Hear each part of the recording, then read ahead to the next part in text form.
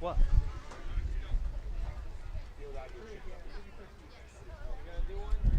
That's what you guys need for soccer.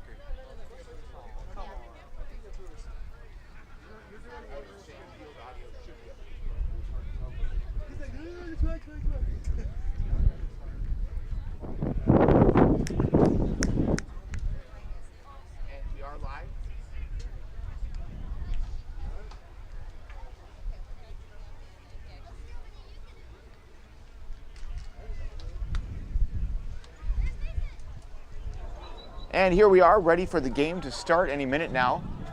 Green versus red varsity. Our officiating crew is out in the center of the field. Both teams are huddled on the sidelines.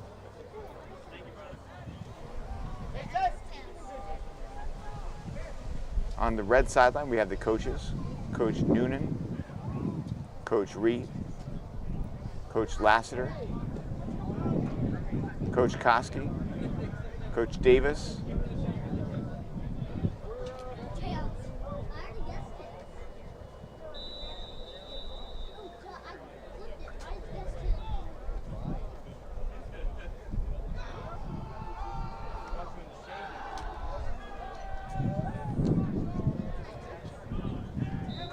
Field 2 has just started their game. The other field, blue and burgundy, about 10 seconds into it, making some loud noises as they open the game, showing their enthusiasm. I think those are noises of enthusiasm. Just watch out for that phone.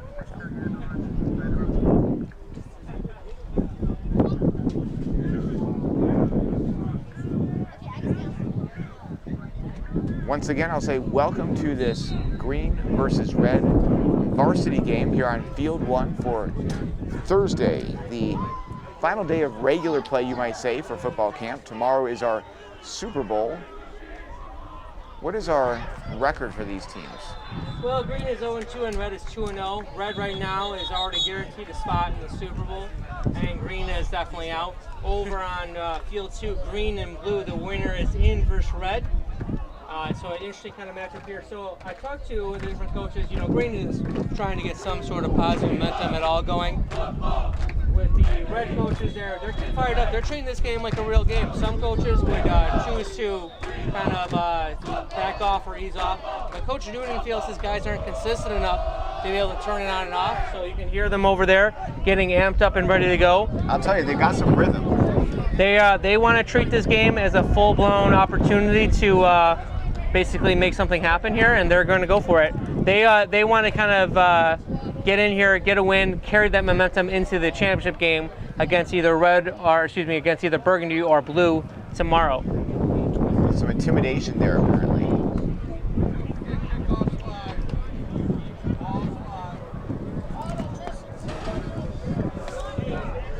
Well, for red, of course, they're going to have some of their guys back. Some key players to watch out for red are going to be, of course, Henderson. He was the first overall pick in the draft. You can expect him to make an impact today. And he's going to be for red there in number 45. And then also here, Gage Pobance in the back there. This has been a key factor, scoring lots of points for him, getting the ball quite a bit. And then you'll see also back to return is Josh Spencer for red.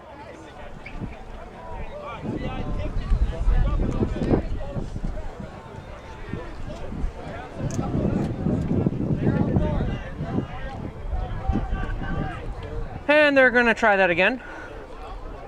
So number 33, Chance Colton, making that kick.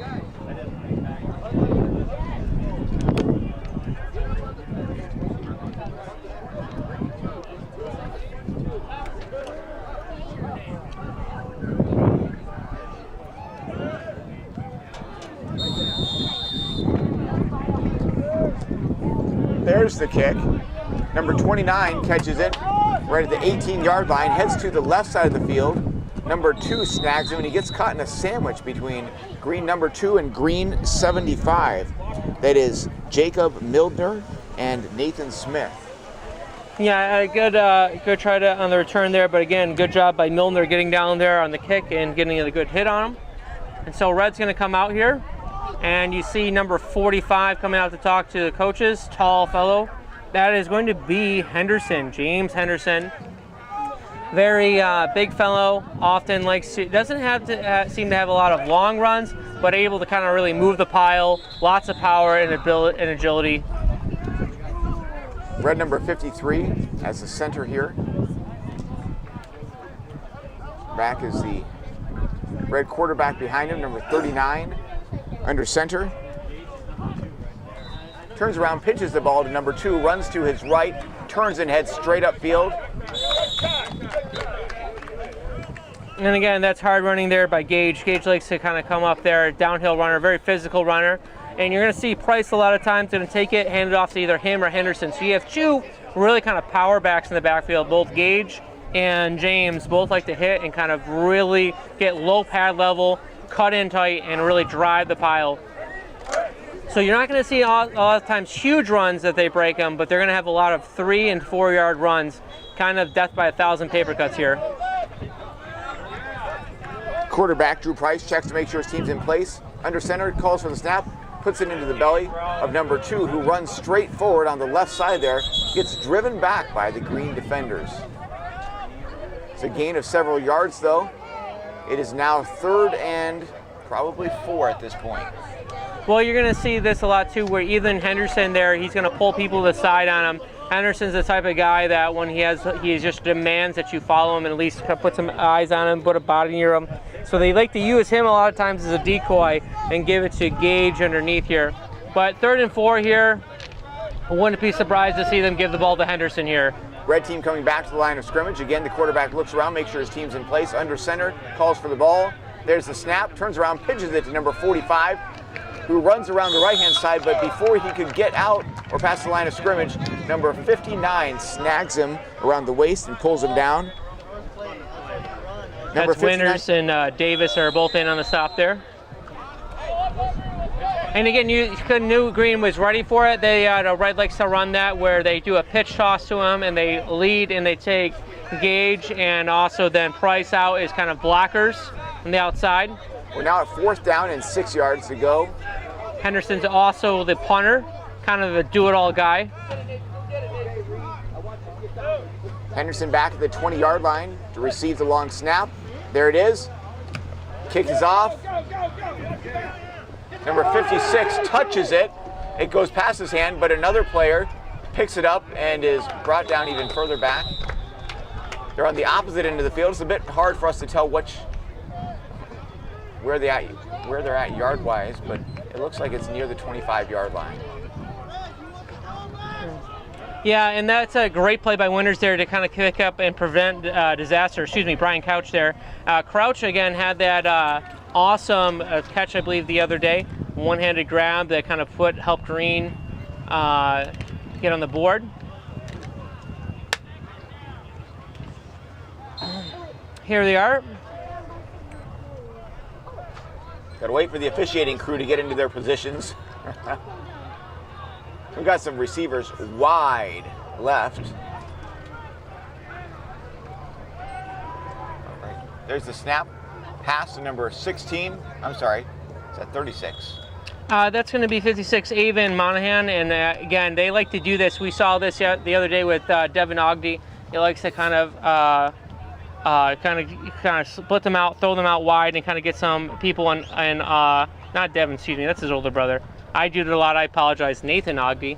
Go ahead and get the ball out in space to his playmaker, and they use that effectively to pick up a few yards there. All right, Green back at the line of scrimmage, 2nd down and 5 remaining. Back for the long snap. Quarterback number 77 puts the ball into got a number 63 who runs for the right sideline, makes it out there, but doesn't quite get to the line of scrimmage. Yeah, Caparelli is really fast there, and they're trying to use him kind of in a jet motion, kind of get him across the formation. Of course, if you remember yesterday, you would both Caparellis were heavily involved in the game.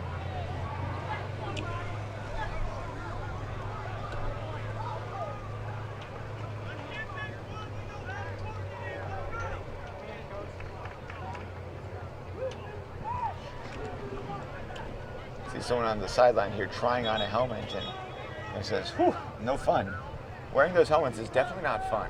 I don't think they would wear them if they didn't have to, that's for sure. Quarterback is under center for Green now. Down there's the snap. Number 75 ended up with the ball and was brought down by number 28, 97, Red. Nathan Smith there on the carry. Yeah, it looks like kind of an odd play there. It wasn't quite what they wanted to have happen.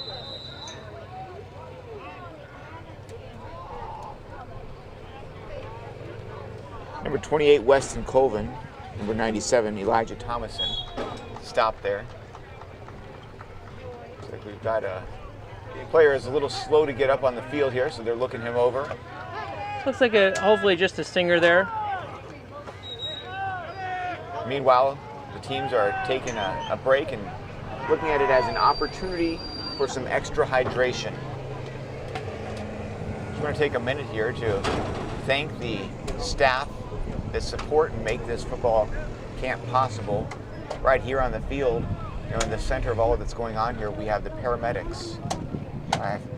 I mentioned support team and I inevitably leave someone out. The paramedics, you don't think about them, but sometimes they're hard to miss. They've got their bright orange shirts and looking after the campers here throughout the week. Everything from medications, taping ankles, injuries, just looking after folks and making sure that things are done safely and well. Right next to them, or should I say even among them, are the officials that are out here. And we have some great officiating teams, pastors, laymen that have been here year after year, do an excellent job, great spirit.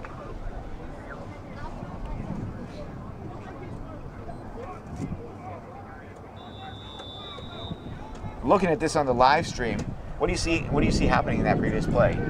It looks like I think it might be kind of just got twisted up a little bit when he turned there, kind of holding his leg there. I wonder if maybe he kind of twisted an ankle or maybe kind of wrenched a knee a little bit. But I can't quite see the number on there. Hard to see on that, but hopefully it's nothing too serious. And again, we have, as Brother Rob was saying, we have such an excellent support staff here that can really help and take a look at things. Now we mentioned the paramedics, we mentioned the officials on the sideline. We have not just the teams and the coaches, but we've got that chain gang. And sometimes they may seem almost invisible. They do their job well, really.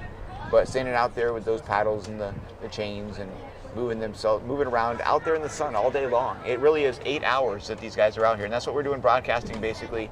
In the morning, we've got 3 games, 3 leagues. In the afternoon, junior varsity and varsity. So these guys are out here pretty much 8 hours.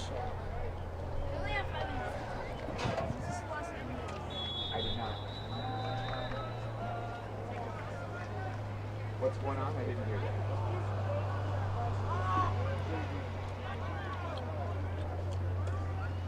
that. As you observe the beautiful drone shot there of the facilities. Excellent job. Again, that's Brother Nichols here on the awesome shots. I want to compliment him, and I also hope I don't jinx him. He is one of the first drone pilots to not hit the goalpost, at least not yet. It's often a common thing where... We're going to go for a drone tour here of the property. We've got our drone operator over here next to us, Brother Nate Nichols, operating the drone here. And I'm going to give us a lay of the land, if you will. You can see we've got 2 fields. This one here, right in front of us, is field number 1. And that's where this game is being played right now. On the far side of this is field number 2, where the other 2 teams are playing at this moment. We broadcast both of these games on Facebook and YouTube. One is on the Midwest Christian Boys Football Camp page. The other is on the First Baptist Church Dwight. As we move along, you're going to see the coaches and teams on the sideline. You're going to see a number of RVs. If you look to the left, there are some smokers and grills, and these RVs here, that's where a number of the support staff are staying throughout the week. This is one of the practice fields dead ahead that we're looking at right now. And beyond that tree line are more RVs where some of these pastors, coaches, support staff are staying as well. As we swing around to the right, this is a practice field right now, but you're going to start to see field number 2. Field number 2 has another game playing right now. That is the blue versus burgundy. And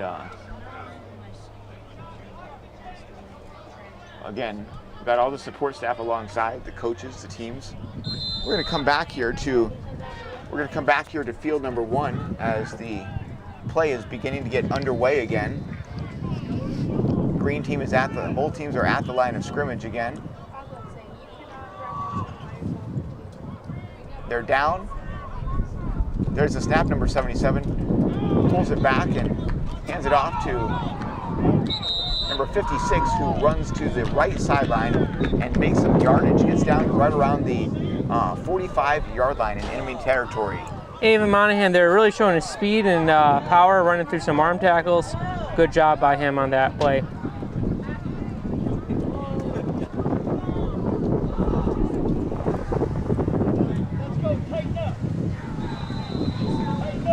Coach Noonan shouting some instructions to his team from the sideline, telling them to tighten things up here, the red team.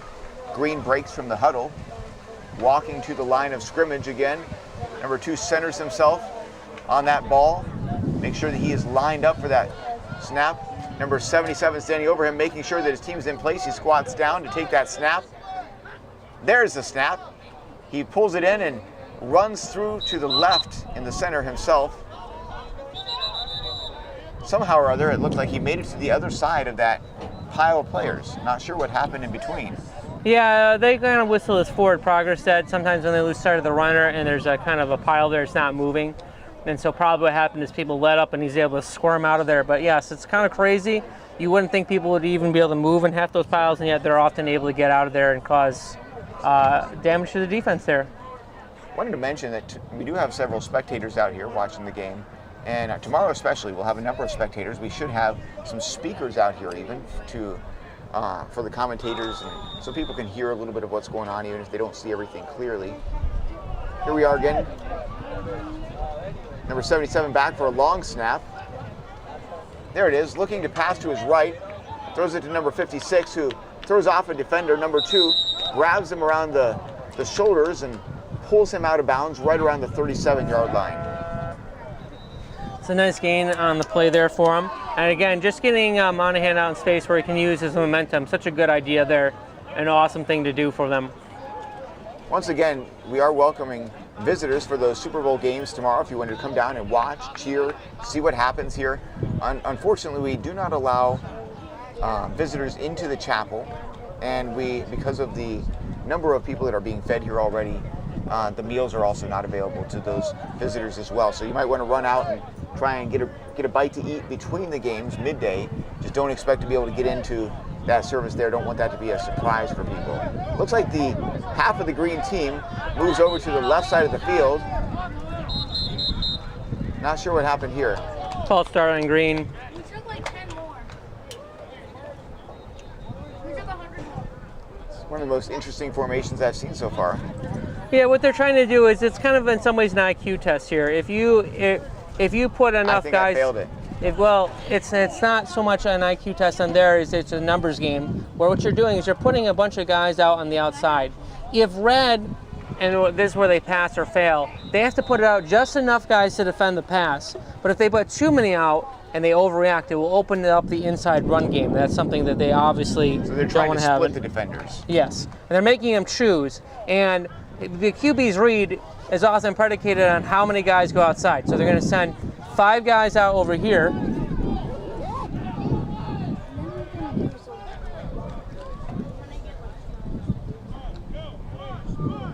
I mean, that's tough there because what happened on that thing there is there was 3 guys out against the green 5, which means that red has 2 extra guys in the middle versus them. And so what they're trying to hope is that they will move people out, and then maybe they can get Nathan one-on-one, or he can push through the pile. They choose the wrong gap, and he'll be able to break through for a long gain. But what they seem to be doing there is they seem to be going out, and red is really just trusting a few guys out there. They're trusting number 67 Hayden Metzinger, and of course hitting Hack out there, and kind of just trusting on them to be able to hold it out. Coming back to our talk about support staff. Here's the teams are at the line of scrimmage. 77 under center, squatting down, calling for the snap now. There's the snap. He turns around, puts it into the belly. Number 56 running to the left this time. running to the left. Number 67 grabs him, had a hard time getting a good grip, but managed to get him around the waist and swing him right to the sideline, to the ground. Good stop there. Of course, that will be a turnover on downs here. Wanted to mention though about support staff, I see a comment on Facebook, go team security, and I assume that is not Brother Carl Cantrell cheering for himself, it's probably his wife on that joint account cheering for her husband, but that's what the bright green shirts are for, the team security, or the camp security. They're looking out for these young men, number one, to make sure that there's no shenanigans going on through the evenings that it should not be, and then of course making sure that nobody from off property comes on that should not be coming on as well. Looking after the property as well. There's a number of golf carts that are around the property, obviously vehicles, RVs, that sort of thing. That security team is very important. Again, one of those support staff we don't think about. Number 39 under center, calling for the snap. There it is. Takes a pitch, hands it to number 29 who runs just left of center and makes some headway with a defender hanging off of him. And I believe number 63 grabbed on early and was dragged, but just pulled probably 5 or 6 yards. Yeah, it's a good read there. They've been faking that outside toss. And again, that's just Henderson's magnetism. You have to respect the possibility that they will throw that out to Henderson. And so oftentimes you overreact as a linebacker and as a lineman. And the linemen start to slide down and shift to the left. When you do that as an offensive lineman, you just let them go. And then you become a wall back on the cutback option. Is 29 there is going to sneak in. Spencer's going to sneak in and take the ball. Red is back at the line of scrimmage. Number 39 under center. There's the snap. He fumbles it, drops it, picks it up, and just dives forward himself. I don't know if that was the called play, but it was probably the best move for what happened there. And it looked like he gained a few yards. Yeah, that definitely was supposed to be called the other way. But again, an awesome idea here. If you're going to be stuck in this spot, that you're going to go ahead and take it and just run forward and make the best of a bad situation there. Team's headed to the sidelines for a drink. 1 second left in this quarter, and there it is. There's the horn. First quarter done in this red versus green varsity game. Last day of regular play. Tomorrow's the Super Bowl. Again, we mentioned you're welcome to come out and visit if you're able to make it. Obviously, they'll still be broadcast, live streamed on Facebook and on YouTube as well. Come out tomorrow and see what this is all about. Speaking of support staff, we see some of the ladies on the office staff driving by. Someone has a banana mask on as they drove by in their side-by-side. I don't know how many camps you have the office staff driving around in an off-road side-by-side with a banana mask.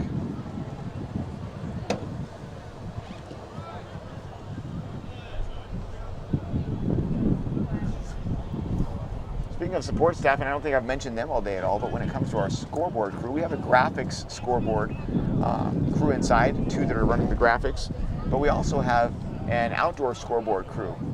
And squatting, again, one of those that are out in the sun all day long along the sideline here. We've got Ethan Estep on field 1 here, and I believe we've got Cohen Guidra on field 2 over there. Been running that through the week. Doing an excellent job.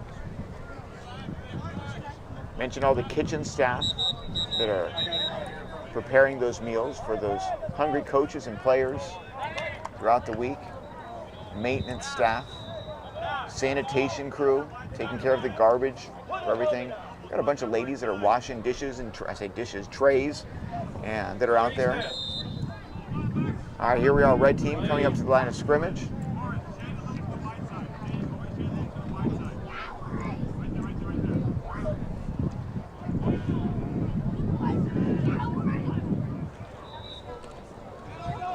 Drew Price puts it into the belly of number 20. Spencer. 9. Spencer on the carry there up the middle. Does an excellent job on the carry there. Sorry, Josh Spencer, 29. Nice first down now. First down on the 33-yard line.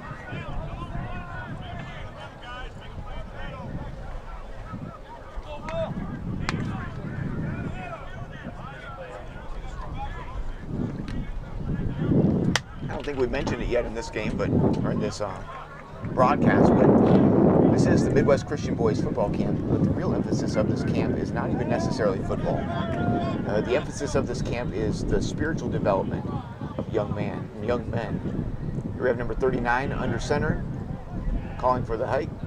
There's the snap, turns around, fakes the pitch, keeps it himself, looks to the right, passes to number 2, makes it past the line of scrimmage there, gets rolled out of bounds somewhere around 5 yards into the play.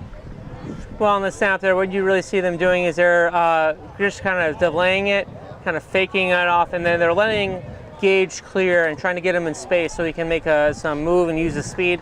Also allows them to get his speed up outside of the first wave or outside the end there. So they're able to pass over the end, let him get out, release. The end has to stay in and respect and contain on the QB, and then he's able to kind of throw it over the top. A simple swing pass here can be so deadly because it moves your running back out in space away from the line, and also sometimes it just holds the linebackers that half beat so they can't break on the play, and he's able to pick up positive yardage. Red team right back at the line of scrimmage, number 39, quarterback under center. Everyone's down. There's the snap. Pitch back to number 45, Henderson, running around the left side, just makes it to the 25-yard line. Looks like that's going to be spotted directly on the 25-yard line. Kind of a classic Henderson run there where he's going to take the ball, run, and just plow forward for a few yards where the holes there are not. Red also, though, seems to be kind of giving Henderson a little bit of a breather. They're not using him a ton this game so far as we get into the second quarter. He doesn't have a ton of carries. I think that's only his second or third carry of today. Looks like we're at 3rd down and 3 yards. Here comes the red team out of the huddle, lining up at the line of scrimmage. Number 39, quarterback, looking around, make sure his team is in place. In the backfield, we have number 45, number 1. Number 45 comes up, takes the ball, makes it, looks like just shy of 1st down. We'll see where they mark that. Boy, I'm telling you, that's just Henderson there for you, able to drag the pile forward. It's what makes him so tough and so dangerous. He's able to just drive forward and cause so much havoc, so much power. Gets his pad level low and able to just drive underneath. This looks like it's going to be about 1.5 feet from 1st down. Yeah, watch Henderson to come under center and take this himself. It's going to be a QB keeper here by Henderson.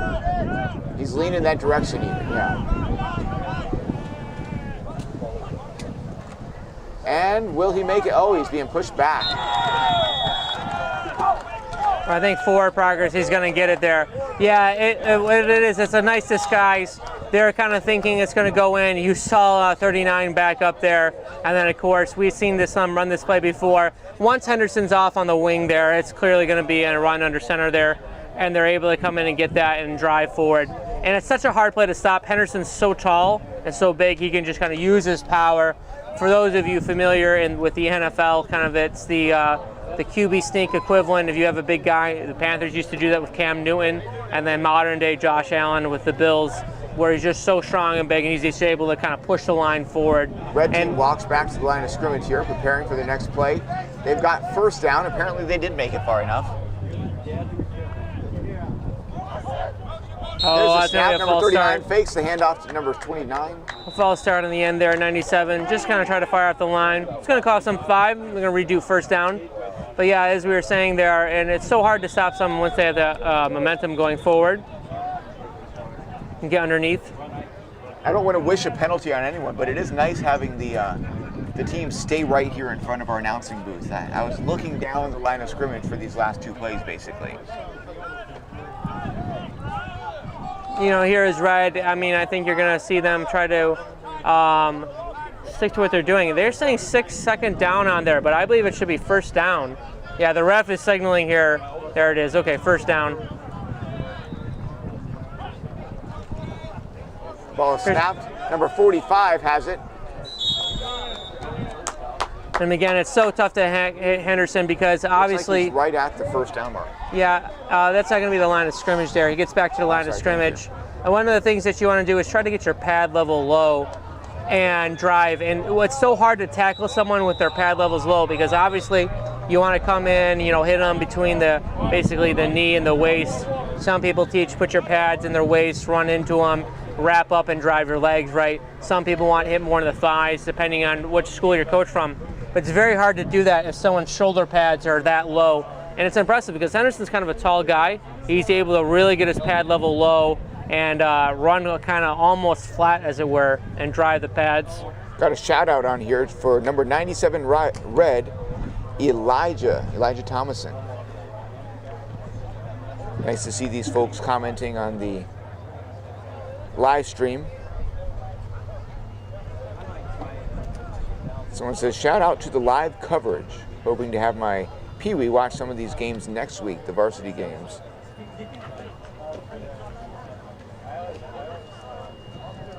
I mentioned earlier, there are 5 different leagues through this that are going on here at the camp right now. Pee-wee, starting out at 7:30, 7:45 in the morning. We've got the Headbusters League after that. The KFL League is the next league up. That's the No Fear, as in K-N-O-W, Fear League. I always had to explain that when we're doing audio commentary here. Then we've got in the afternoon the junior varsity, and now here we're at the varsity level. So there are 5 different levels, and these have slowly expanded over the years because we want to give the players to come more playing time. And as we have players sitting on the sidelines, we try to knock them down into the next league where they're able to get more playing time. Number 45 takes that ball. Actually, they faked me out there. I ended up with number 2, who came around to the left side, and it looks like it did not fool the defenders, though.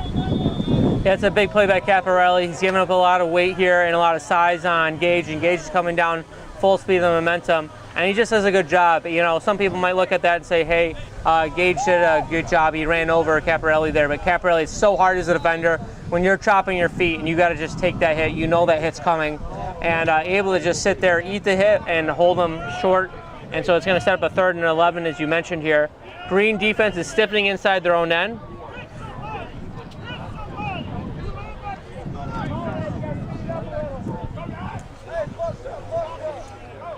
Spencer going out wide. Red is at the line of scrimmage here in the backfield. Number 39 ready to take the long snap. Number 45 Henderson at his left. Number 29 goes into motion. Fake to number 45. Pass to number 29, who runs up the left side. Dragged out of bounds by number 90, right about the 16-yard line. Cordell Brown with a physical play. Yeah, one of the things I noticed that when they bring Spencer out in the outside there, they're looking to use him in the flat and try to move the ball there. Cordell Brown, not a small player, grabbed him and swung him over his body and brought him down. It was a good tackle there. Well, again, Green's really trusting kind of in their linebacking core there with Nobles and Brown being the kind of the leaders on there. 4th and 4. Red is at the line of scrimmage. Number 39 back for the long snap. 45 to his left. Number 29 goes into motion. Goes forward, pulls back. 39 passes to number 29 again. Number 90 right there. Is this deja vu? Yeah, a little bit same concept out of a different formation there. Unfortunately for Price, what happened is the ball just kind of slipped out of his hand there, and I don't know if he's got dirt on his hand or something, but it was just a little bit slipping, so that caused Spencer to have to wait for it. So instead of being able to get a little bit of a sizable gain, it's basically maybe a 1-yard gain, if that. And so not enough for the first down. What a beautiful day we have here out at the Midwest Christian Boys Football Camp. Started out a bit misty and cool this morning, those first 2 games maybe, but the sun has certainly come out. We've got some beautiful, cool breeze blowing across us as well here on the field. I don't know that I've seen this good of weather for a football camp as many years as I've been here. Here they are. Green takes a snap, puts the ball into the belly of number 23. Yeah, Bryce Nelson there on 63, I'm sorry. Excuse me, that's Elijah Thomason on red, able to really drive in on the backfield. Excellent job on that. You can really see, as I was about to comment here before the play on the defensive line, they're doing an excellent job. And Thomason, we're kind of working in there with Kyle Walton, able to drive into the backfield and get in there and cause the havoc. And what a lot of times that takes is tougher than it looks, is you must swim a guy and get in and make a tackle on a fast running back in Caparelli. And just a little winkle here, they have Cordell Brown in the back as a fullback. Sometimes they give it to him up on the middle. Number 77 puts the ball into the belly of number 56, who goes up the center, twisting, trying to find a hole. not able to get through, but also not put down. Well, again, what they're trying to do with Brown there is you're trying to use him as kind of a thumper fullback. He's going to come in, try to hit the hole, seal it, and open it up again for the back behind him. But Red doing a good job. I want to, kind of shout out on their defensive line there. You have Elijah Thompson on that side, really held his ground, and also number 26, Danny Consford, really doing a good job, getting in the way, causing problems. And then Kyle Walton, number 75, also kind of wrecking havoc there. And then like a fun position to play. One of my favorites is 28, Weston Colvin. Kind of a small guy, but always seems to cause trouble getting in the backfield. There's a snap. Number 77 takes it, looks left for the throw, throws long to number 59, Green. Number 67 tips the ball before it can get to number 56. It looked like a beautifully thrown pass. Sorry, number 59. Number 59, Green, at Ethan Winters, very disappointed by not having an opportunity to catch that pass. Hayden Metzinger had to use all of his height there to get that one. A really good job. If he's maybe an inch or two shorter, maybe that's a completed pass, but good thing for Hayden there. He's tall enough to be able to get there and just tip it just wide. Right, called a timeout. I don't think they wanted to call a timeout, but once you signal for a timeout, you're going to get it called.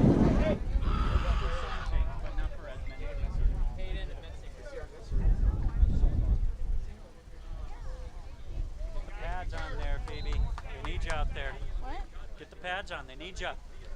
No, I hurt my legs really bad. Beating up brothers, right?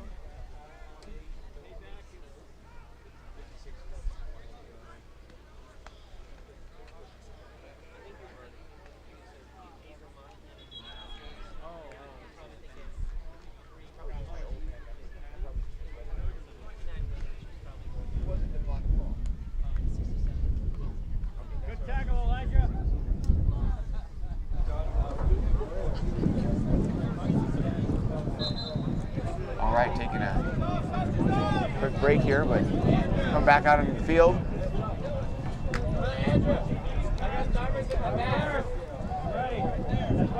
It is 4th and 11 on the field here. I mentioned earlier, and we didn't get a time to dive into this, but again, this is a football camp, but it is more focused on spiritual development than skills development. You look at the staff here, and we do have some coaches that take the playing seriously, of course, but more seriously than that, they take their preaching, their ministry to these young men. The punt is off.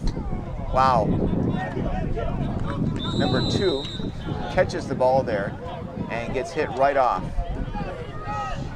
Looks like that might be right on the 50-yard line. Well, that's just great coverage there. I think that was Ethan Winters, the first man down there to get him. Good solid punt, good hang time, able to time it perfectly. Unfortunately for Red, a little bit of miscommunication. Generally the rule is whoever can get the ball gets it, but you almost wish that if you're a Red Gage had stepped up Black Winters and allowed, he almost ran, kind of got sandwiched between his own guy there, also running into Henderson. As we tick under 2 minutes to go in the first half here, see what Red wants to do, if they're going to be more aggressive or content to keep it on the ground. Looks like we got some Messengers calling, cheering for their player here.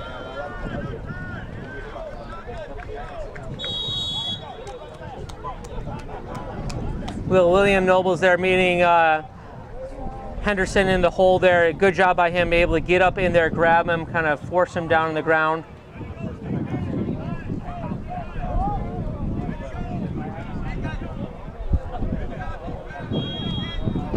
If Red here, they're going to kind of let the clock tick here. That I think they might be content to take this into halftime 0-0. Obviously, they would love a score, but I don't know if they're going to see it air it out too much. 1 minute remaining here.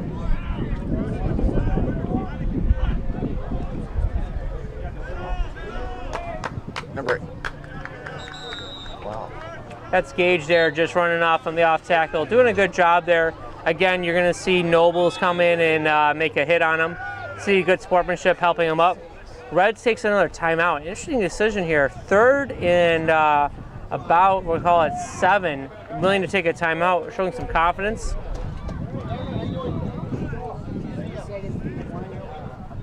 course, the coaches will huddle up. Usually at this point, I wonder if Red's going to try to air it out here before the half.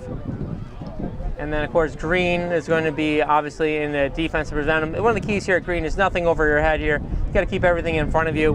With only a minute left to go in the half, and I know that Red still has its timeouts. One of the keys here is you just can't give up the big play. They can have the 5-10 yards underneath if they want, but you cannot give up the touchdown here. You can't basically let anything over you. And if you're playing a safety, a lot of times you're playing the man, not the ball. Where you're just not going to let him catch it or get free after it.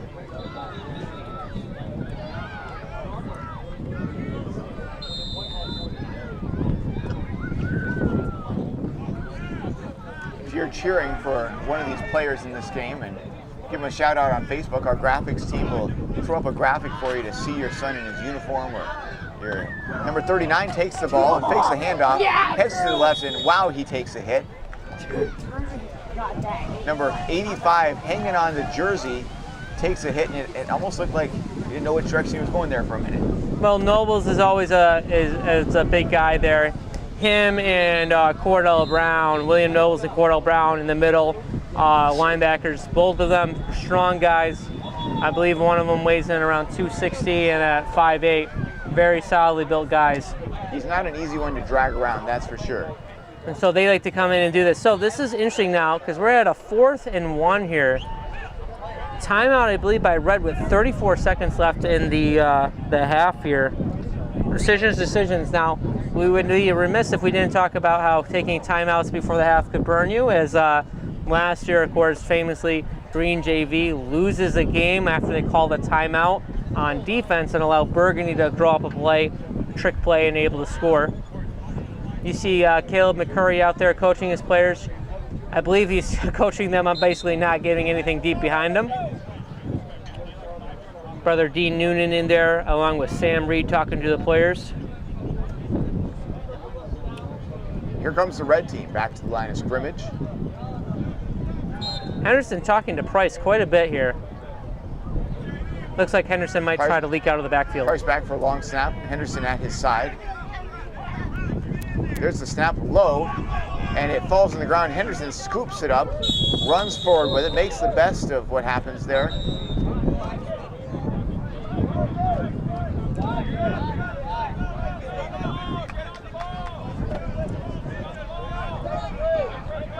And it is turned over on downs.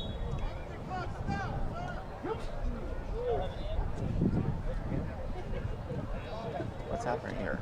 So what happened there is the clock was going on up there, and they ran up there. They got the first down on the spot. The clock will then, because they have to move, they were going to reset the chains there. The clock would start on the snap of the ball. So what they did then is they came up and spiked the ball. So yeah, so you see referee Short signaling over there that it should be 2nd down to the chain gang. I was wondering why the chains didn't move there for a minute. The chains should be moving, and now they are doing Eventually, that. okay. That's what confused me. And what happened on that is they went up and they got there. I don't know if that was supposed to be a handoff actually to Henderson. I think it bounced off. He saw it bounce around, ran, picked it up, and then just trucked a guy. And that's kind of the superpower that Henderson is. He's almost automatic on less than a yard.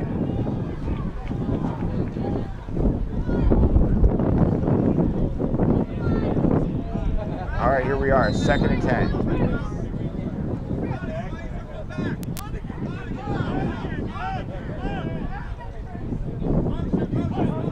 There's the snap, number 29 in motion. Steps back for a throw to number 45. Oh! Beautiful pass. Number 45 had it in or on his hands at least. Not able to pull it in.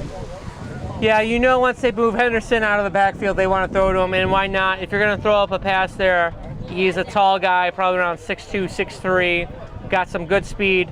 I'm sure you'd love to be able to reel that one in there. But again, unable to do so. And good courage there by the QB to hang in there and take a hit.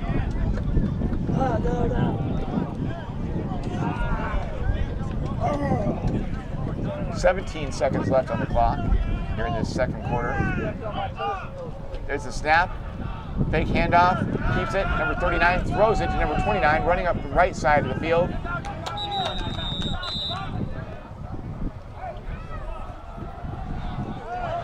Doesn't look like he quite made it out of bounds. Did he?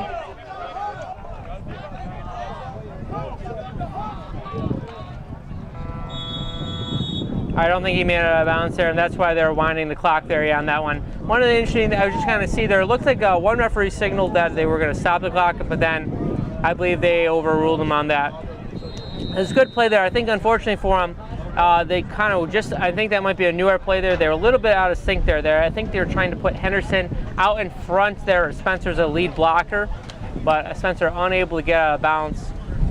So we will go to halftime with the score 0-0. See if we can get some interviews from the players and the coaches. See if we can learn anything from them.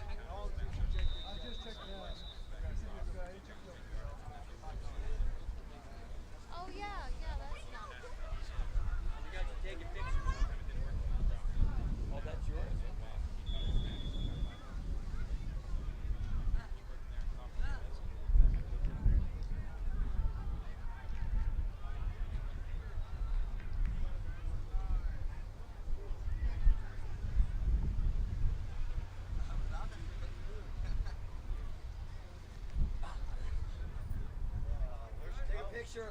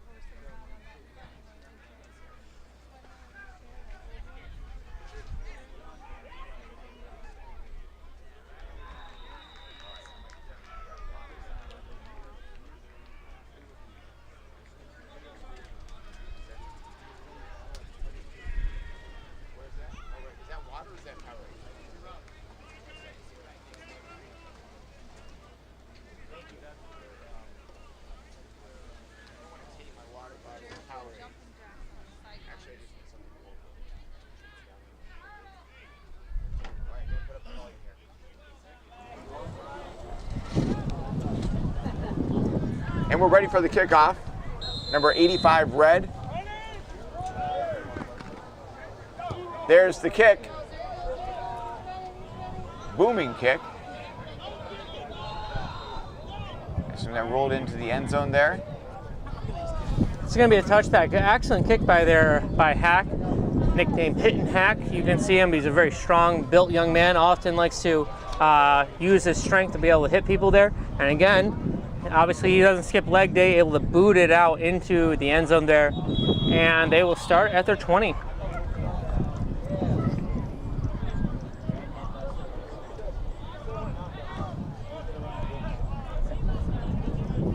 0-0 game here. Both teams trying to score. I was kind of listening, and Green is kind of animated, fired up there. Looks like they have their own things they want to run. And then Red, right here, going to come out. Wouldn't be surprised if you see more of Henderson this second half. Green is at the line of scrimmage, number 77 back for that snap. Puts it into just number 56, Green, running to the left-hand side, and he's still running with two defenders hanging on him. Didn't quite make it to the sideline. Looks like that's going to be spotted for about a 3-yard gain. Yeah, one of the things that you're really going to look here is coming out of halftime is the different adjustments here. A lot of intense discussions there. Green seemed to be a little bit kind of upset with the refs there, or kind of upset with some of the way that their players are going. Saw a lot of individual coaching on the Green side. Very animated. So let's see what adjustments they can make here. Here they are at the line of scrimmage. Number 77 turns around, fakes a handoff, passes it to his right. Number 75, who starts off quickly, just, man, makes some distance before he's wrapped up.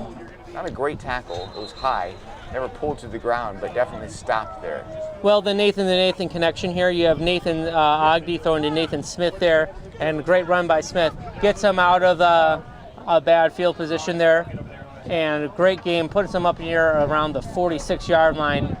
Gain of about 26 on the play.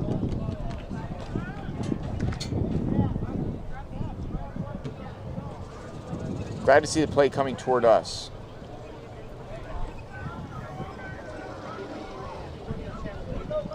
Number 77 looking around, making sure his team's in the right formation. There's the snap. Turns around, puts it on the arms of number 56, who encounters some resistance, does a spin, gets away, goes another few feet, and brought down there for a loss.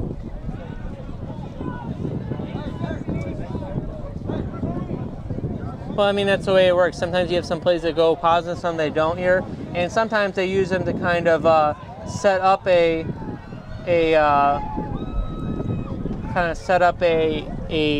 different play here, where you might be running to the right a few times, and then you might try to come back to the left a few times and kind of set up the counter.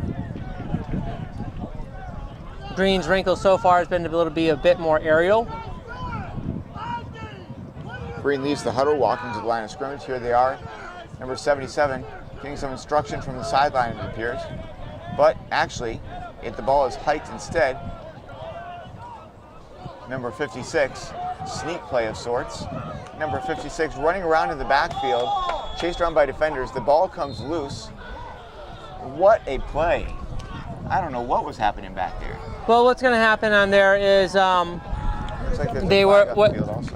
Well, what's going to happen on that play is they were trying to do the old where they pretend to yell at their QB. QB comes over the sideline, and then while he's screaming at the QB, he looks confused. They snap to a guy, and it's supposed to kind of freeze you. Unfortunately, what happens is they kept winding around backwards and forward, trying to dig themselves out of the hole. What the smart thing to do there, and it looked like he was thinking about doing that, and I don't know if he got dragged down. Some people are thinking it was a fumble. I think he was actually trying to throw that. What you need to do at that point is, if you're even there, is if you can try to get the ball and just chuck it out of bounds, past the line of scrimmage, and just take the loss on the play, incomplete pass, start over. And instead, the 26 yards that they gained on the previous play, they are now back almost equivalent to where they started. 3rd and 30.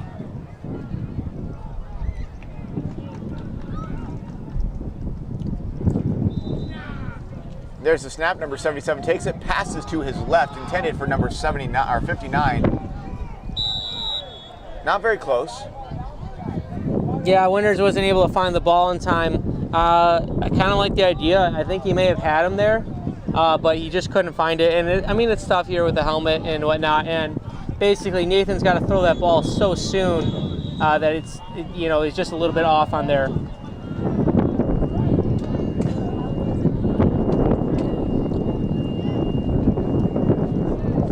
Fourth and 30 here. You imagine they would punt. They're going to be under 7 minutes to play by the time they snap this. And of course, the ever dangerous James Henderson back to return, number 45. Ever dangerous.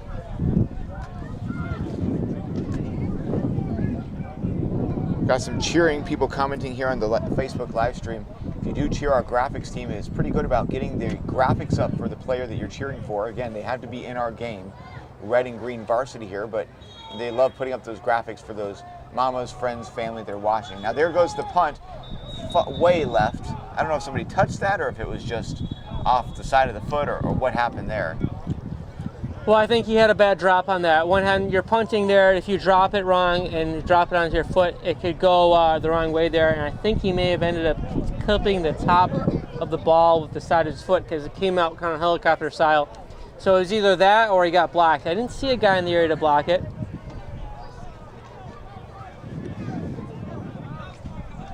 Green is very frustrated here, trying to get something going here. Not catching any breaks.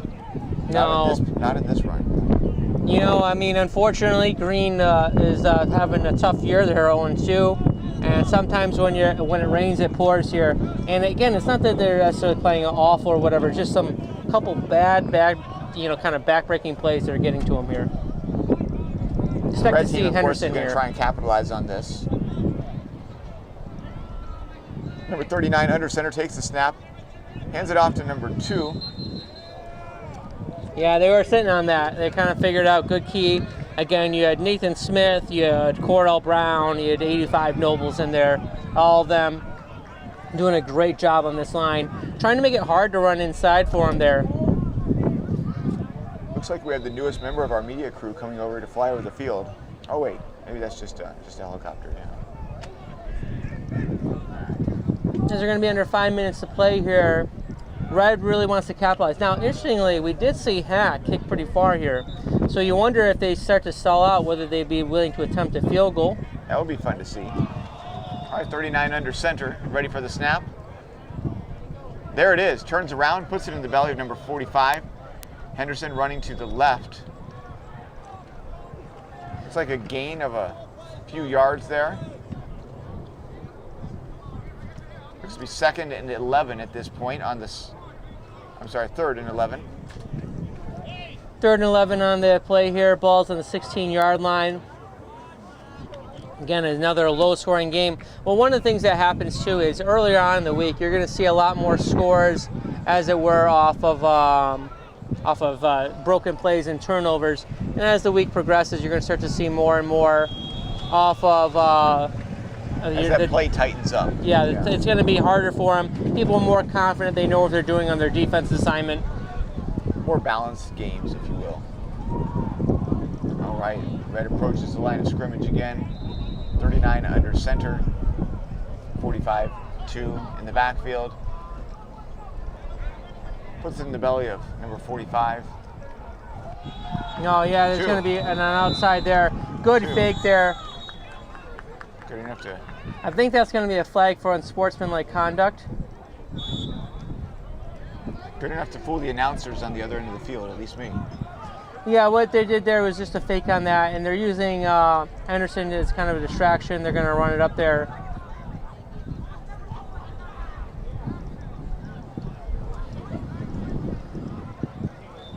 Yeah, I think they're contesting that. That means that they're offering whether they want to take it on the extra point or they want to take it on the kickoff.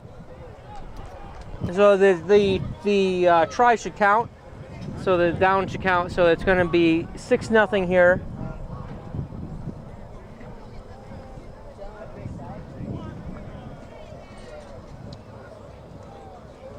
Referees are still talking about something over there, so maybe Gage will not be penalized. Not totally sure what's the call is going to be. We're going to wait and see.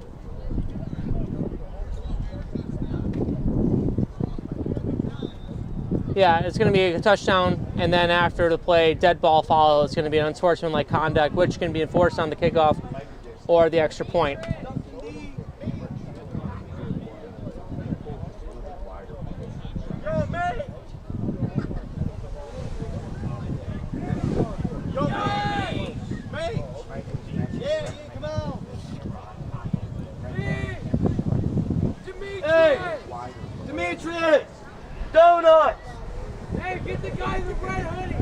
And here we are. It looks like they're going to try an extra point.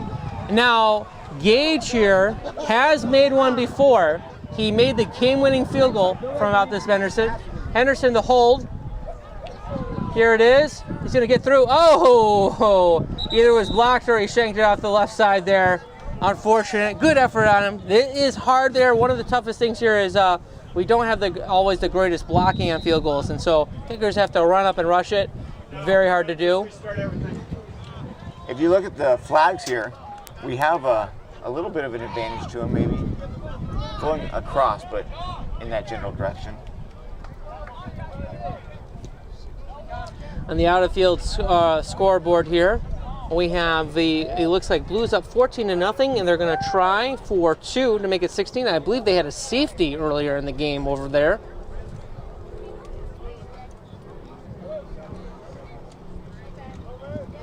And I think it's going to stay 14-0 over there.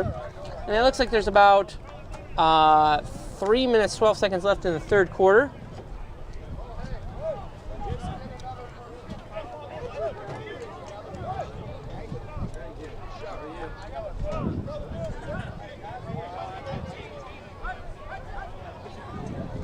As we get ready to kick off here, Peck, who got a touchback earlier, is going to try to boot it again. We'll see if Caparelli, or I believe that's back there, number 59 for Green, Ethan Winters, is going to take the return.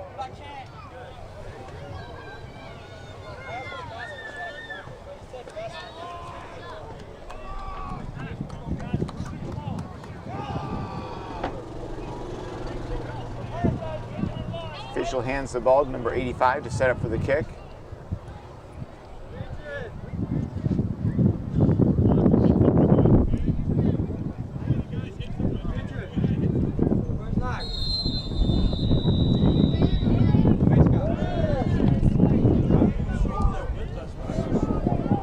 Booming kick. Caparelli's going to field it on the run. Caparelli going to try the right side. He's going to cut off to the left. He's got room on the right side. He's going to try. He runs into Henderson. Henderson's going to ride him out of bounds there.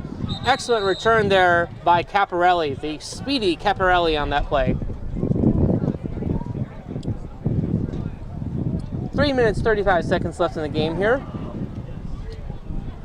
6-0 on the board for Red. Green is going to, 3:35 left in the third quarter. If I said game, I apologize. Green is going to obviously try to score here. We've seen Green try their passing offense. If it wasn't for that back-breaking play earlier, they might have been able to drive. So hopefully they can eliminate just those costly plays.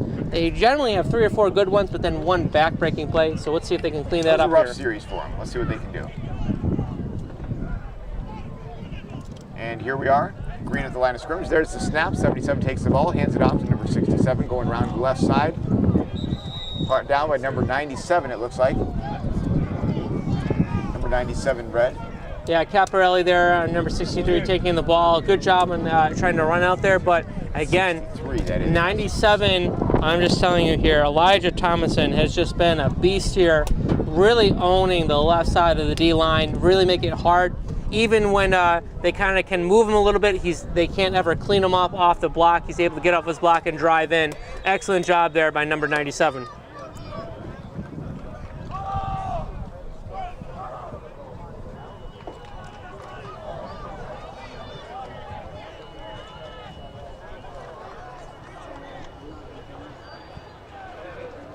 And here's calling for the snap. There's the long snap. Number 77 throws it to his left. Unfortunately, it looks like we have a pass interference call on the offense. Some frustration coming out there.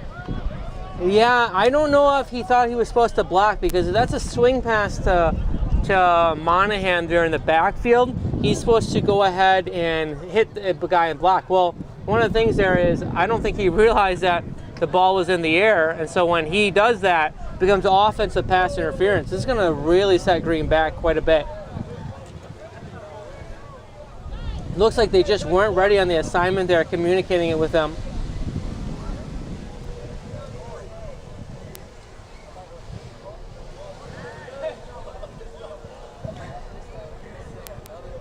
Officials conferring on the field here.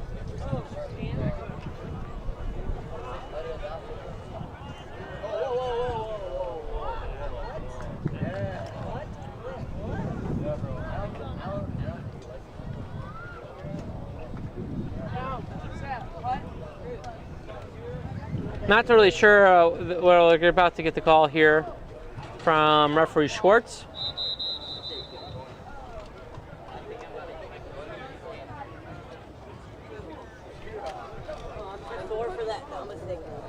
Pass interference on the course on offense there. I think they're just talking about the penalty, how many yards it is and whatnot. But this is going to set them down, and I believe also it might be a loss of down here. I got to kind of see what their penalty is. Yeah, I should back him up quite a ways here. And so what we're going to see officially, they're going to be backed up to inside the 20 here. And the first down marker is all the way out on the 45. So looks like it's going to be on the 15 here, and that's going to be a long way to go here. I think I need some field glasses. They are being inconsiderate and playing in that end for us. And you know what's going to happen is they're going to punt it, right, as it's going to go switch at the quarter here. They should make the field smaller just for us. Or if you want a rolling chassis scaffolding. Yeah, if you want to get a multi-million-dollar investment here. There we go. Teams are in place. Calling for the snap. There it is. Steps back to pass to his right. The intended receiver, number 53.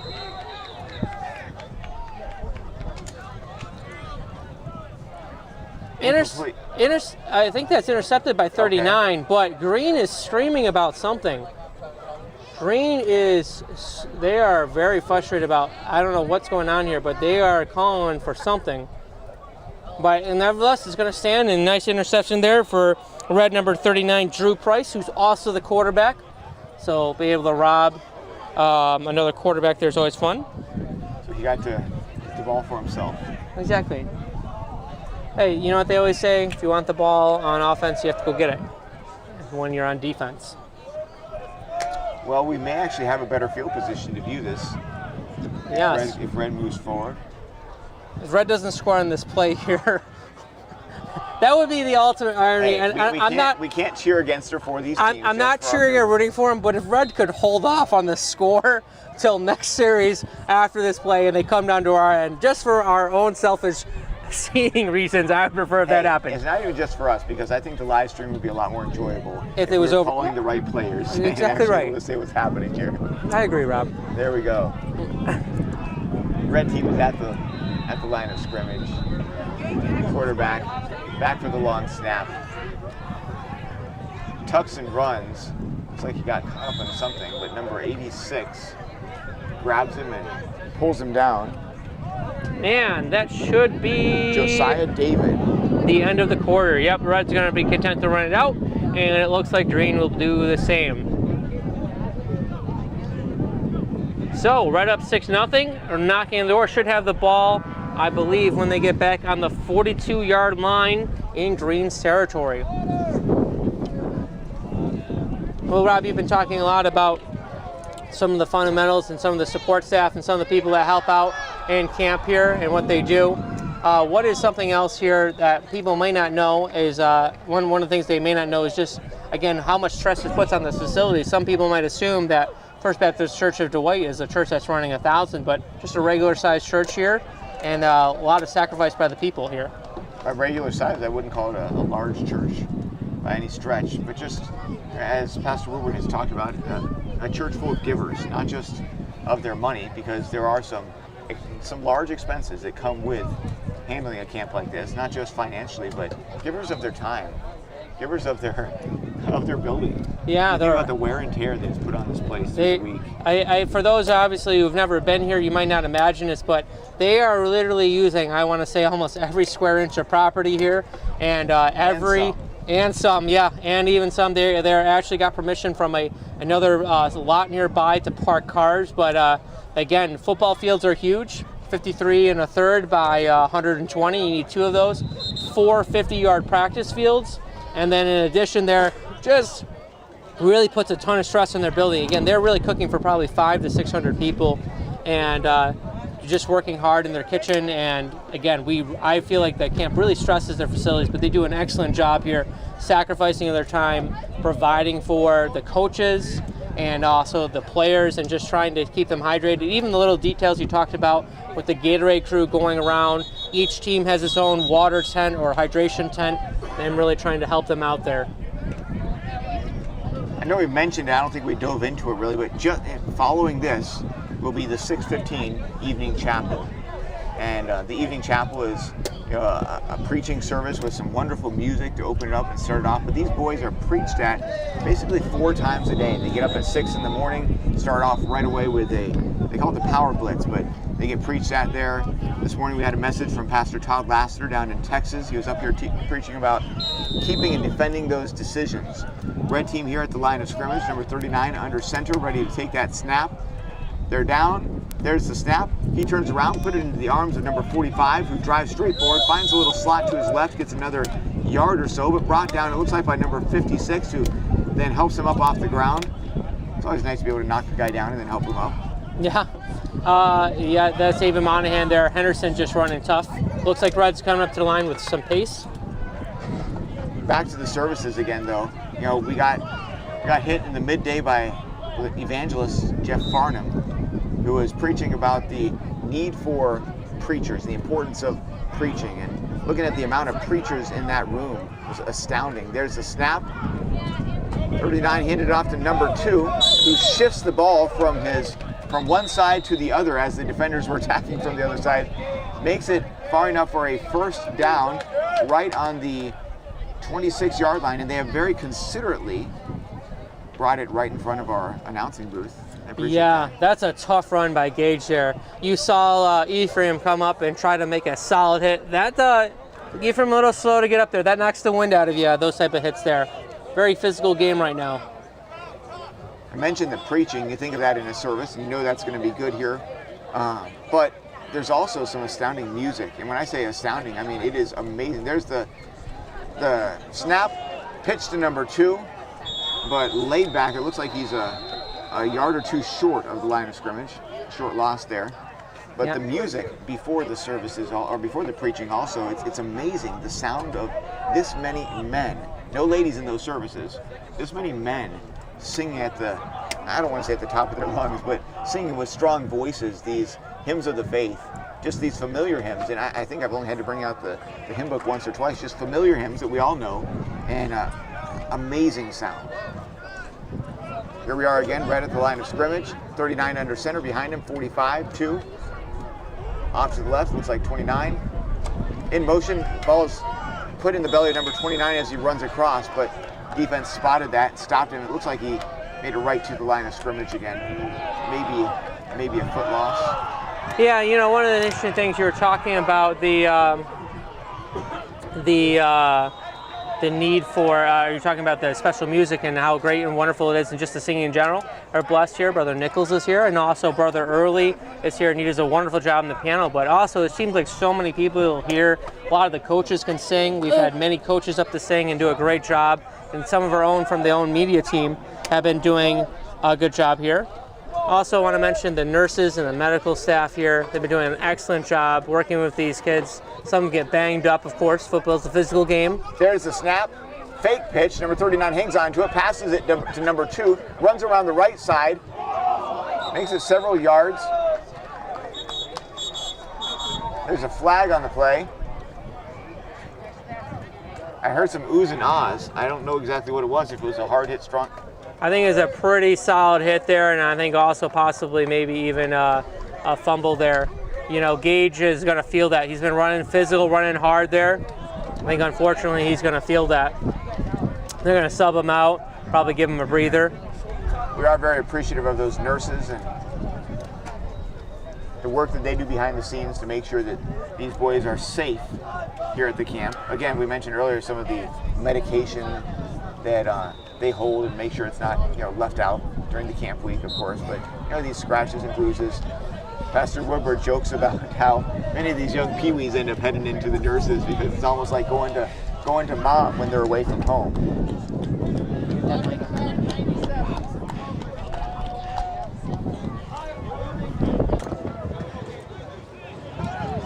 Yes, as we get ready to go here. Also, just in general, great singing and awesome music as well. And then the other thing I would like to point out, it just seems like there's so many talented people here wearing multiple hats. They want to know decision is 4th down. They declined it. What do you want to do?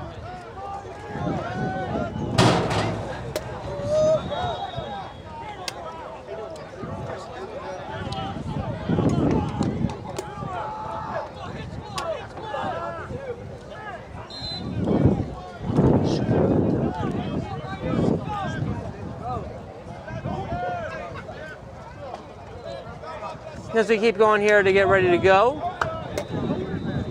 looks like Red is looking to go for it.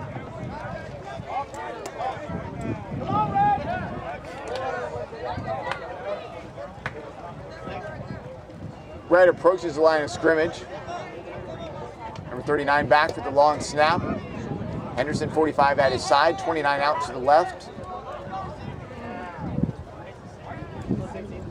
They're down, 29 is in motion, fake handoff, but instead it goes to number 44 who runs up the center left there, met by 85 for a short gain, maybe 2.5, 3 yards. They very considerately have put the line of scrimmage directly in line with the announcer's booth once again.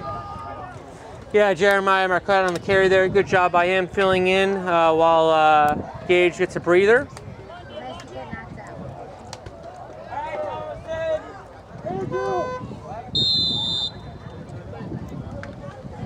Red number 2, Gage Cobans heads back into the game.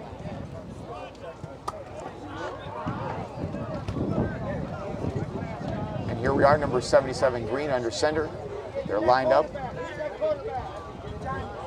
There's the snap. Ball's handed to the fullback. Goes around the left side, brought down right on the line of scrimmage. Run was by number 56. Even Monahan. Well, good job there, and also hitting hack 85 in for Red on there. You're be able to help track them down. Green here, it's under 7:30 here to play in the game. Just looking at the out-of-town scoreboard, it looks like Blue is in a commanding position here in the 4th quarter, up 14-0, but 2:20 left to play in Burgundy. So we could be looking at seeing Red playing Blue tomorrow. Here they are back on the line of scrimmage. Long snap to the quarterback. There it is. Number 77 looks right for a throw, but instead tucks and runs it himself. Makes it to the 1st down. Number 44 is hanging on his jersey, trying to pull him down. There's a pile of men right now. Not sure if he actually went down or just got stopped in his momentum, but there's a flag on the play.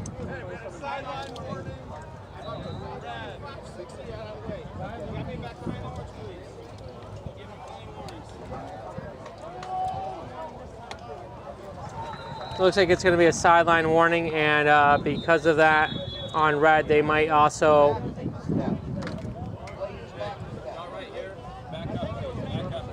Here we are, 1st and 10 on the 35-yard line.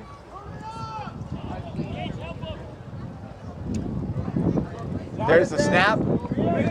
Number 77 trying to carry the ball, does not make it. It looks like he's stopped quickly by number 97. Yeah, Elijah again, Thomason. yeah, him in there, and then Consford was the first one in to kind of blow up the play. Good job by Consford, able to get in, hang on to an arm, and pull him down. I know that both of those players have some fans online cheering for them on the live stream. So Green's got to get going here. They're down 6-0, and the clock is ticking. We're moving down to under 5:39 to play here. Here comes Green back to the line of scrimmage. It is the fourth quarter, 5.5 minutes left in this fourth quarter. And they're set. There's the snap. Number 77 turns around, put it in the gun of number 56, who runs up the middle. Number 45 wraps around and holds on.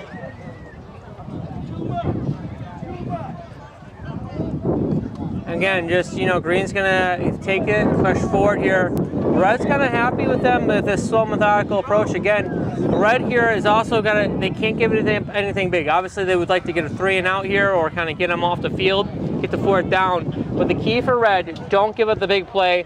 The clock is your ally here. You want this to keep burning, running out. Green, you're not only trying to beat the Red defense, but also the clock as well, and it's going to be under 4:30 around the time of the snap.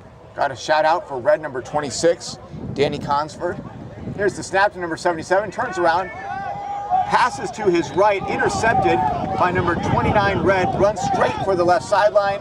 Number 77 wraps him up, swings him down to the ground, and the ball is down right about the 23-yard line. Yeah, Josh Spencer there, excellent job. He had someone in his face there. I didn't see who it was, but boy, had to hurry to throw, impact the throw. And when you ever have to do that, had to throw it way early, didn't get enough on it, easy pick there and run back. Excellent job by Red on this.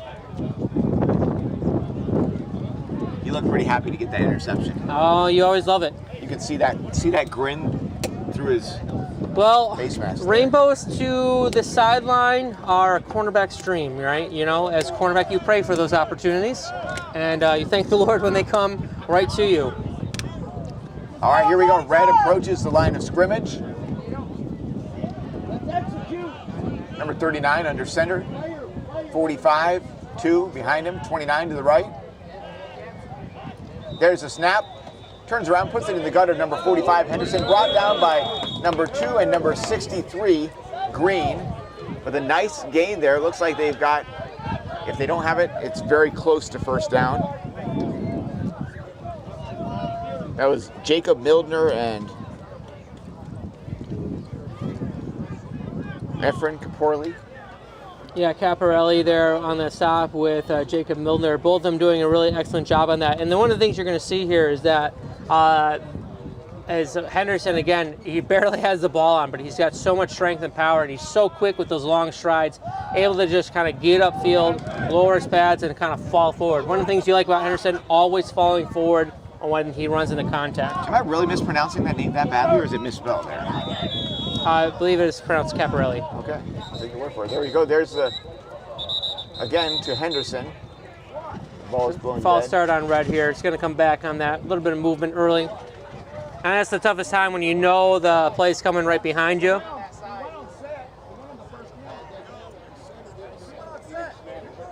possible, yeah, your center may have been delayed.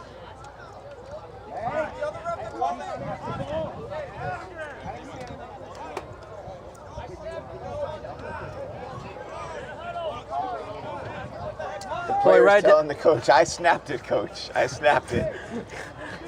Well, that's the tough thing in the moment when you're playing. You feel so almost, I don't want to say helpless or whatever, but you feel just like, oh, come on, man. No, I know I did that right.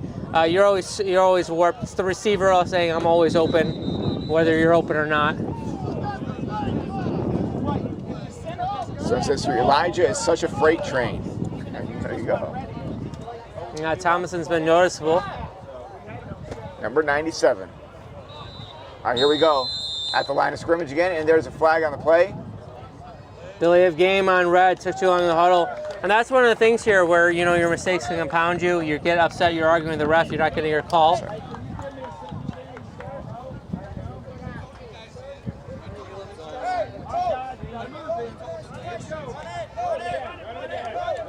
They're going to run it up here. The self-inflicted wounds are so devastating here at this level. Hey, Ryan, you get down and get set.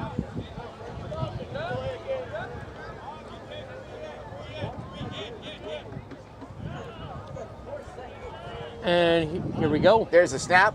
Number 39 takes it, gives it to number 2, who breaks through the line of scrimmage, makes some nice headway. Looks like he got very close to that first down if he did not get it. Man, they're really starting to kind of Red get their pad level low. You see this time they fall behind number 85 hit and hack between there and just let him drive there. They kind of alternate between that and Elijah Thomason, number 97. Green's going to call a timeout with only 1:44 left in the game. I think the game over there is over on the other field for Blue and Burgundy. I'm pretty sure Blue was victorious. If that's the case, Blue will be playing Red tomorrow on field 1 for the championship.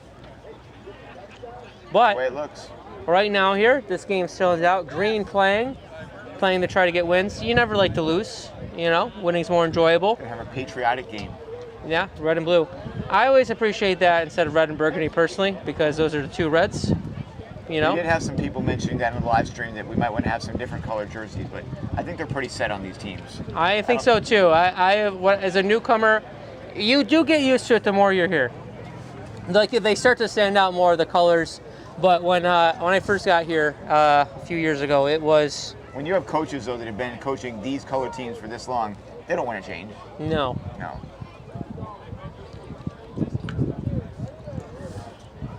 Though probably for this one, if you have red-green color blindness, this is probably a nightmare watching this game too. But I mean, we only have so many colors on in the color spectrum that we can work with here. Then we've also got, you know, the different colors even for the support staff as well. Yeah. We've got media crew with yellow shirts. We've got paramedics with orange, security with green, other neon support green, staff. like Neon vibrant, green is vibrant, exactly glow in the right. dark green. Then we've got the support staff with kind of a gray-green color as well. What else am I missing? You're missing the nurses are generally wear blue, lighter shade of blue. Then you have the equipment staff who are in kind of a whitish gray, I guess you would say. The officials are wearing this very unusual Yes. black and white stripe pattern. They do. They have their own hats to match. Of course, everyone has a hat, and then if you're part of burgundy, you wear burgundy colors. If you're part of red, you wear red. Same with green and blue. But yeah, you can kind of tell what everyone does by their colored shirt on that they have. And so we in the media are the red-headed stepchild. We stand out like a sore thumb. We're the beacon. We're the light here. We stand out, let people know, hey, we're wearing yellow. It is interesting to see the officials and the coaches communicating with one another, helping each other, really. There's the snap. Number 39 puts it in the belly of number 45, makes it to the 15-yard line. Another timeout by Green. The 10-yard line, excuse me. I will say this, though. A lot of these teams, when it's a hot day, are envious of us wearing yellow because it kind of reflects the sun a little bit nicer. And it's good for some of the media guys who are out there, especially some of the scoreboard operators who are just kind of sitting out in the sun. I will say this, though. Our accommodations have really been stepping up the last few years here.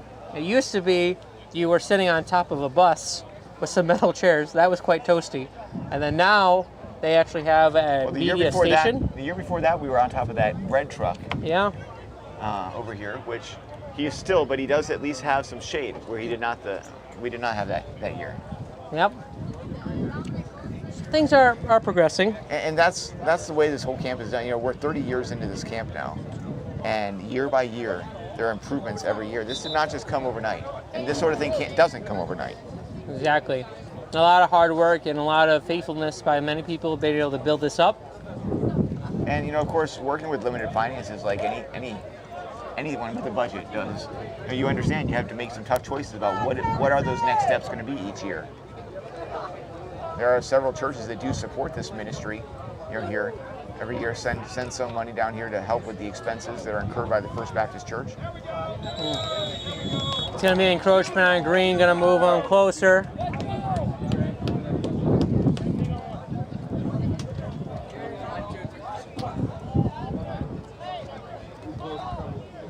First and very close here. Green desperately clinging on to hope that they'll be able to stop them here. Things, though, are looking rather bleak for Green here with only a minute 39 on their own, maybe we'll call it, 5-yard line here, 4-yard line, and Red still on first down. They're going to have to dig deep if they want to get a stop here. Key for Red here, no fumbles. No turnovers. Here they are, 39 under center, checking around, make sure his team's in position. Calls for the snap. There it is. Turns around, gives it to who other than Henderson. Makes it to the goal line. There's the score. It's now 12-0 Red. The team is excited out there.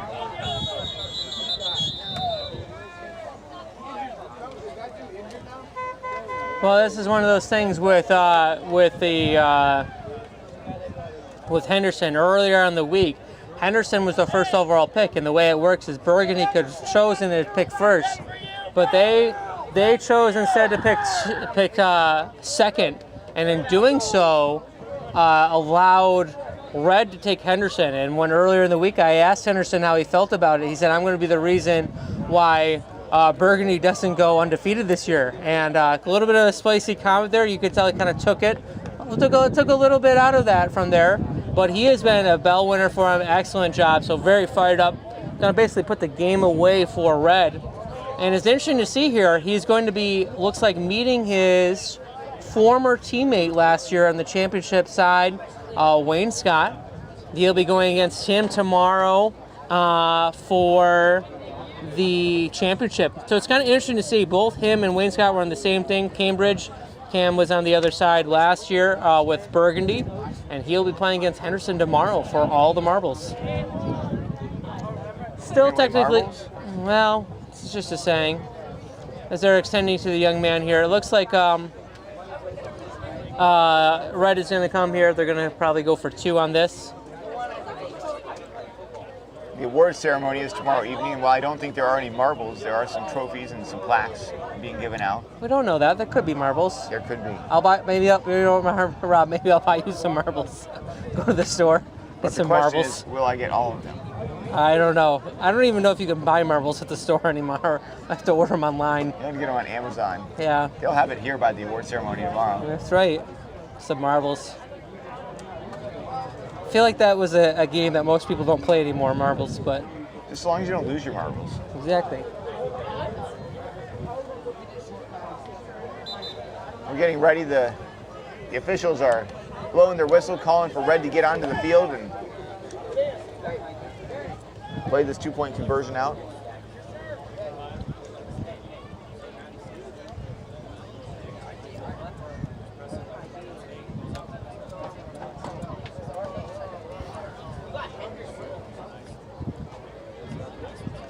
Here we are, 1 minute and 35 seconds left here in this fourth quarter. Both teams lining up here for this 2-point conversion. Clapping as number 56 is riding off the field with paramedic. Even Monahan, definitely a key player for the green team. Number 39 hands it off to none other than oh, there we go. None other than 45, Henderson. Yeah, I think right there, Nobles and Nelson had enough of that play. We're really like, hey, you're not just going to keep handing up the middle for touchdown. Make them stop it. And here they are headed into the... We're going to do a kickoff on time down, of course. So minute 35. A 2-score game here would take a miracle for Green to win. Green, of course, is going to try. But going to be real tough for them to do anything here. These are one of those moments that the coaches are teaching their teams, not to give up every last. For the green team, this is it's a rough position to be in. It really is tough. You haven't been able to really do anything all game. You've had just bad mistake after bad mistake. But yeah, here's the thing: you can still finish strong. As one of the themes here at camp, finish strong. And hopefully that's what you want to do here. Again, sometimes people say, why not just quit and leave the game? One of the things here is, number one, you want to get playing time. You're always improving. You still got a game tomorrow. And then you know what? Hey, let's see if you can end on it. Maybe get something positive, carry that into the next game. Kind of show your guys that you can do it. This is where character keeps you going. You know, you're not just doing it for the glory. You're not just doing it for just because you know you should, though. You're doing it. Yeah. Number 85 setting up the kicking tee, stepping back. There's the whistle. And there's the kick. Nice kick.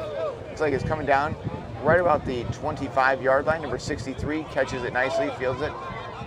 Cutting back across to the right-hand side of the field.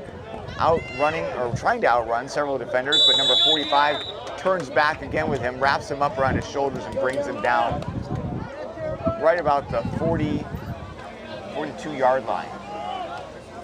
Well, yeah, I mean, that shows him right there. He's not willing to quit. He's able to run it out, catches it on about the 25, able to return this all the way up to around, 45-yard line, 40-yard line.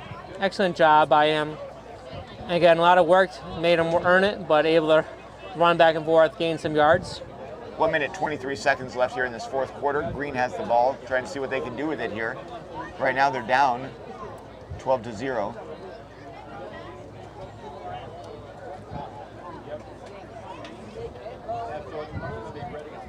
When it gets to be the end of the day here, we have a lot of spectators from other teams that have finished up their practices, finished up their other games, maybe other staff that have finished up with their duties, and we have a good spectator crew here along the sideline watching the game. Here they are at the line of scrimmage. Number 77 under center, making sure his team is getting lined up properly. We've got 5 players running off to the left side.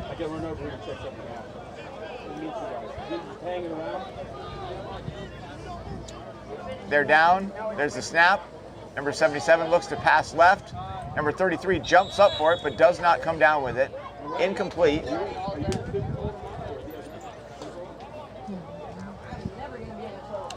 You know, if he was able to get that over to 53, Crouch, he might have been able to have something there.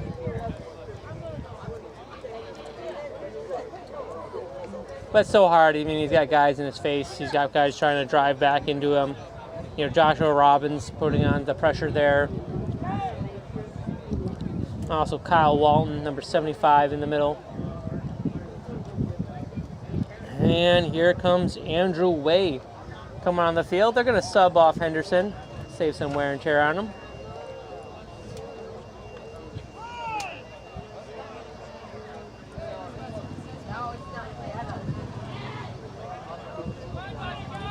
All right, and they're down. Number 77 back for the long snap, 75 to his right, 63 to his left, steps back, looking to his right for a pass to number 59. A number of red defenders right around there, but not intercepted, thankfully, for them. Yeah, it looked like there's about 3 red defenders in on there. Looks like Weston Colvin in on that action, be able to hit him. It's so hard to throw when you're about to get hit there. The line not really holding well for him.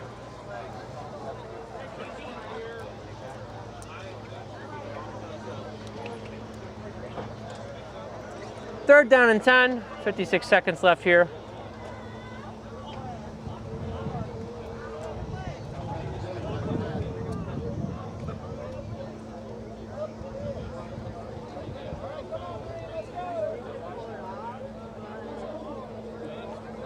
Green is taking their time getting out of the huddle. Here they approach the line of scrimmage. Number 77 back for a long snap. Number 59 behind him. 75 to his right.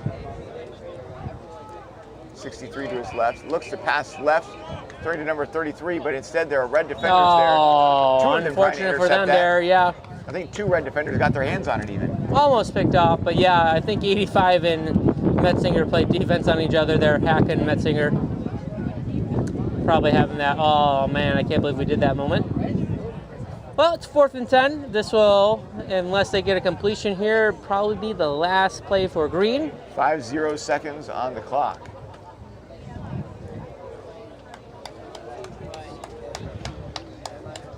What will they do for this play?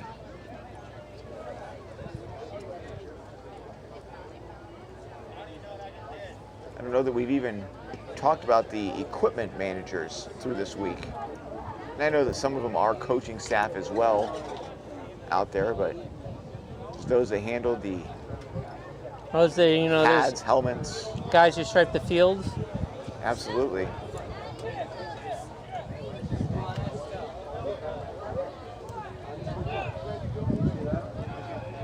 And there's the snap. Number 77 runs back, looking to pass to the right. And it's intercepted. Number 29 grabs the ball. Brought down by number 33, right about the 45-yard line.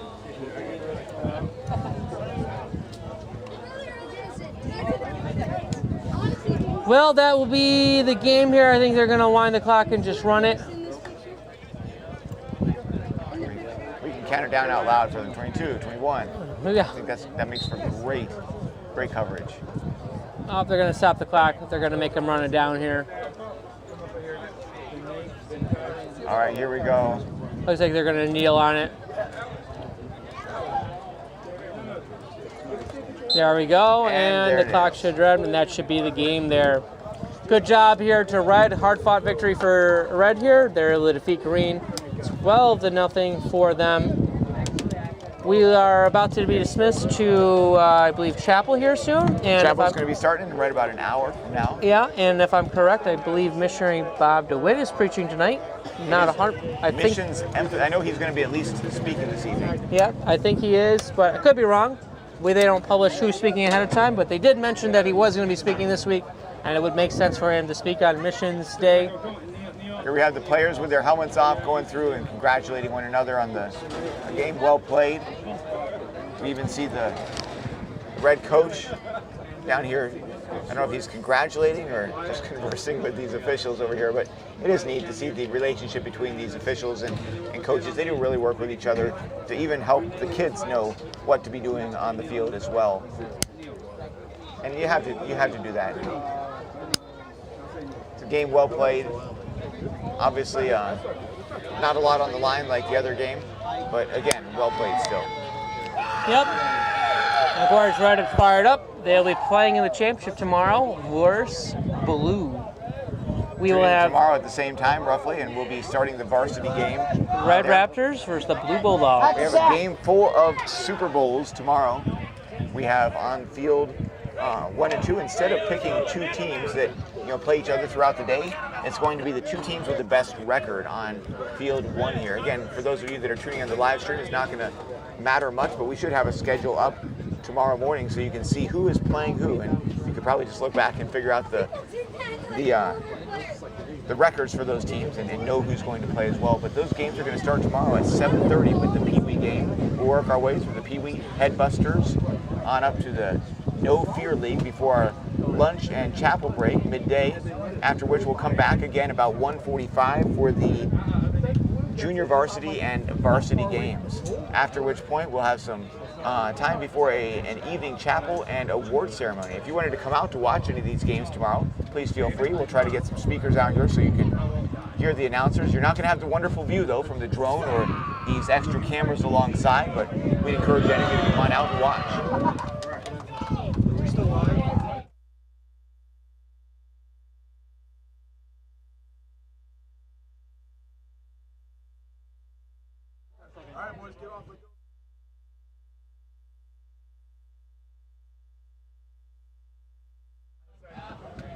Well, that's it for this varsity game, Red versus Green. Congratulations to the Red team. Signing off now. We'll see you tomorrow.